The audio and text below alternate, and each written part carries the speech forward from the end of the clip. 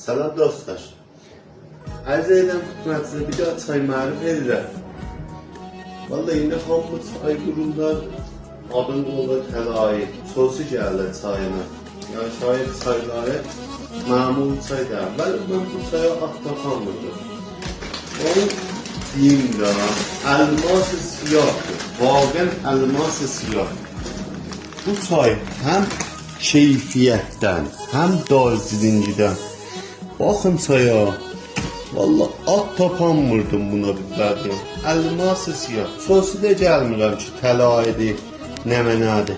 Baxın da özü çaya bir baxın. Keyfiyyətinə baxın. Bu çayın adı Əqrəbi. Kodi 666'dir. Ki müştərilərdən istəyin. Fövqəladə çaydır.